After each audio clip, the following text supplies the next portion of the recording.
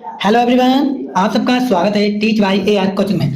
आज हम आपके सामने लेके आए हैं, देखिए ध्यान से आप लोग, जो आपका सामाजिक का पेपर होने वाला है 11 मार्च को।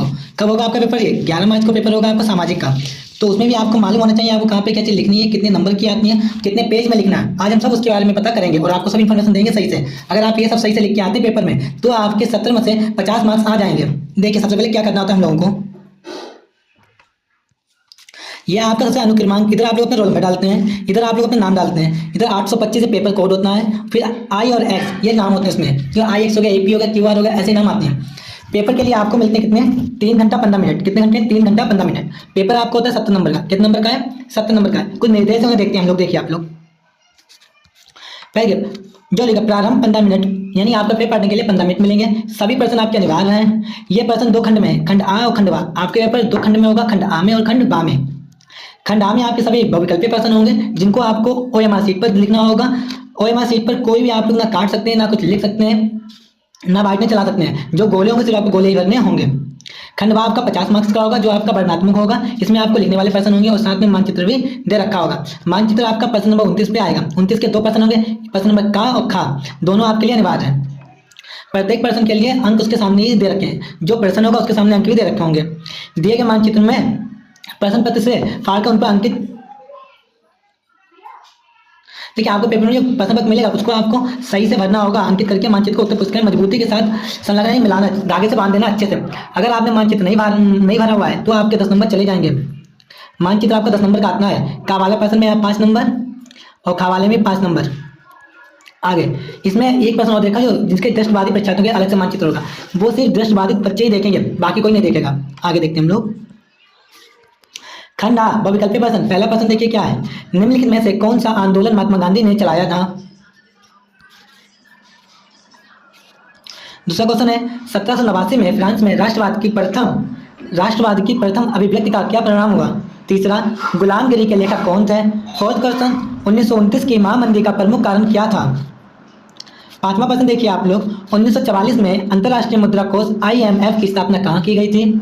श्रीलंका में निम्नलिखित में से कौन सा समूह अल्पसंख्याक है? सातवां प्रश्न, भारत में संघीय व्यवस्था है क्योंकि, ऑप्शन दे रखे हैं, भरना होगा आपको। आठवां है, निम्नलिखित में से कौन सा संघीय राज्य नहीं है? नौवां प्रश्न, निम्नलिखित में से किस व्यवस्था के लिए राजनीतिक दल आवश्यक शर्त है? 10वां प्रश्न, निम्नलिखित में से किसका संबंध लोकतंत्र से नहीं है? 11वां प्रश्न, निम्नलिखित में से कौन सा खनिज दायित्व है? आगे देखते हैं हम लोग। 12वां प्रश्न, कपास की खेती के लिए निम्नलिखित में से कौन सी मिट्टी उपयुक्त है? निम्नलिखित में से कौन से उद्योग में कच्चे माल के रूप में बॉक्साइट का प्रयोग किया जाता है? निम्नलिखित में से किसको सेवा क्षेत्र भी कहते हैं? सर्वाधिक 15वां प्रश्न है आपका, सर्वाधिक क्षेत्र तथा निजी क्षेत्र के विभाजन का आधार है। 16वां प्रश्न, एजेंडा 21 का संबंध किससे है? 17वां प्रश्न, उपभोक्ता स्वच्छ अधिनियम कब बना है? 18वां प्रश्न, बांग्लादेश के ग्रामीण बैंक की शुरुआत कब हुई थी? 19वां प्रश्न, निम्नलिखित में से कौन सा जैव संसाधन है? जी आपका खंडा का लास्ट प्रश्न है 20वां, निम्नलिखित में से किस देश का मानव विकास सूचकांक सर्वोच्च है? आगे देखते हैं हम लोग वर्णनात्मक प्रश्न। वर्णनात्मक प्रश्न दे रखा है यहाँ पे, देखिए यह आपके पहले का उत्तर लगभग 80 शब्द का। 80 शब्द का मतलब आपको बता दे रहे हैं, आपको एक पेज का लिखना होगा आंसर। एक पेज का आंसर लिखिए तब नंबर मिलेंगे, आधे पेज में नंबर नहीं मिलेंगे आप लोगों को। 80 शब्द का मतलब ये होता है एक पेज। एक पेज में 50 यानी 1.5 पेज आपको लिखने होंगे। कितने? 1.5 पेज पर हम 80 शब्द आपको एक पेज के बता दे रहे हैं, आप लिख सकते हैं। क्वेश्चन देखिए आप लोग, 21वां प्रश्न, भारत की आर्थिक और राजनीतिक स्थिति के पर प्रथम विश्व युद्ध के प्रभावों की विश्लेषण कीजिए। 2 नंबर का, पहले क्या पूछा गया? भारत और राजनीति की अर्थ बता दीजिए, बाद में इसका विश्व युद्ध के विश्लेषण या वर्ण बता दीजिए। 2 नंबर के 4 नंबर मिल जाएंगे। इसके अथवा में आया हुआ है क्वेश्चन, प्रौद्योगिकी ने किस प्रकार वैश्वीकरण की प्रक्रिया को बढ़ावा दिया है? किन्हीं 2 कारणों को व्याख्या कीजिए। 4 नंबर का प्रश्न आता है। 23वां प्रश्न देखिए, लोकतंत्र सभी सामाजिक, आर्थिक और राजनीतिक समस्याओं का समाधान करता है। इस कथन की तर्कों सहित पुष्टि कीजिए। अति लघु आपका जो पहला 21 बाई देगा 4 नंबर के हैं। अथवा में आया हुआ है, राजनीतिक दलों के 4 महत्वपूर्ण कार्यों का उल्लेख कीजिए। 1 2 3 4, 3 नंबर 4 नंबर दे रखा है, चारों आपको लिखने का आराम से नंबर मिल जाएंगे। 23वां प्रश्न, एक संसाधन के रूप में मिट्टी के महत्व का उल्लेख कीजिए तथा भारत में पाए जाने वाली 2 प्रकार की मिट्टियों का वर्ण कीजिए।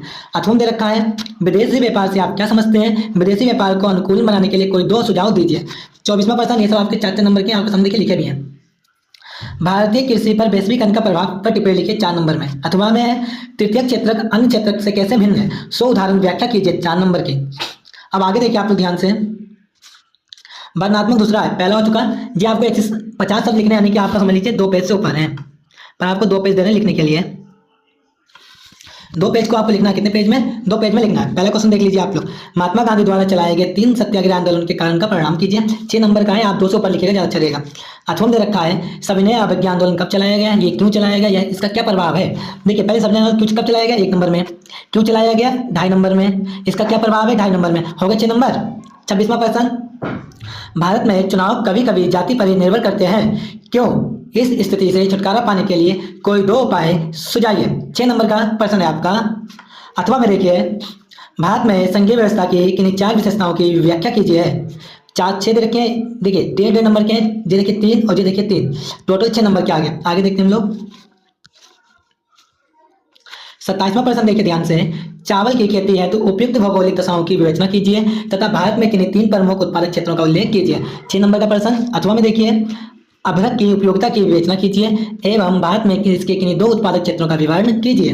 28वां प्रश्न, विश्व व्यापार संगठन यानी कि WTO के क्रियाकलापों का वर्णन कीजिए। 6 नंबर में। अथवा दे रखा है इसके, संगठित एवं असंगठित क्षेत्रों में विभेद कीजिए एवं असंगठित क्षेत्र के कर्मचारियों की समस्या की विवेचना कीजिए। आगे देखते हैं आप लोग, मानचित्र संबंधी प्रश्न है। देखिए आपके 29वां प्रश्न है, इसे का और खा दोनों दे रखा है, तो हम लोग का पे देखते हैं। ये कैसे बढ़ना, देखिए निम्न के प्रश्नों के भारत के देखा देखा भारत का मानचित्र होगा, कौन सा होगा, भारत का मानचित्र में इसमें चिन्ह द्वारा जहां जहां मैप में आपको एक नाम दिख जाए, 2 3 सही नाम सही स्थान अंकित है, तो देखिए चिन्ह द्वारा नाम सही दर्शाइए।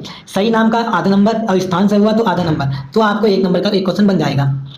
पहला वह स्थान जहां भारतीय राष्ट्रीय कांग्रेस का अधिवेशन सितंबर 1920 में हुआ था, तो आप लोग बताइएगा। दूसरा है वह स्थान जहां महात्मा गांधी ने नमक कानून तोड़ा। तीसरा वे नगर जहां जलियांवाला बाग हत्याकांड हुआ। चौथा प्रश्न, वे जनपद जहां चोरी चौरा की घटना घटित हुई। 5वां प्रश्न, वे स्थान जहां महात्मा गांधी ने किसान सत्याग्रह आंदोलन चलाया था। इसके अर्थम देखिए खा वाला इसमें निम्नलिखित स्थान भारत के रेखा, भारत का मानचित्र होगा। चिन्ह नाम से दर्शाइए, नाम का आधा नंबर, स्थान का आधा नंबर, पर इसमें साइन दे रखा है। पहला प्रश्न, इस राज्य की राजधानी चिन्ह, राजधानी के लिए ये चिन्ह दे रखा है, आप लोग अपना चिन्ह देख सकते हैं कि कौन सा चिन्ह आपको करना होगा। दूसरा है दक्षिण भारत की प्रमुख नदियां, नदियों के लिए ये सिंबल आपका है। तीसरा, भारत के पूर्वी तट का समुद्री पतन यानी बंदरगाह, बंदरगाह के लिए आपका ये साइन दे रखा है। भारत का कोई एक चाय उत्पादक क्षेत्र, चाय के लिए अलग क्षेत्र बना देना आप लोग। भारत का कोई एक परमाणु ऊर्जा केंद्र, परमाणु ऊर्जा केंद्र ये सिंबल बना देना है। आगे देखिए, ये आपकी दृष्टिबाधित लोगों के लिए पेपर है, आप लोग देख सकते हैं ये वाला। अगर आप लोगों ने पूरा वीडियो देखे हुए, अगर आपको वीडियो अच्छी लगी हुई है तो वीडियो को लाइक करें, चैनल को सब्सक्राइब करें और वीडियो कैसी लगी वो भी कमेंट में बताएं। आप लोग इसी में से पढ़ाई करते रहिए। ईपी बोर्ड का ये सामाजिक का 10th क्लास का लास्ट पेपर है, तो पूरे साल मेहनत की, इस साल एक बार और मेहनत कर लीजिए एग्जाम के लिए। और कोई डाउट हो आप कमेंट कीजिए, हम आपके डाउट को सॉल्व करेंगे। जब तक के लिए जय हिंद।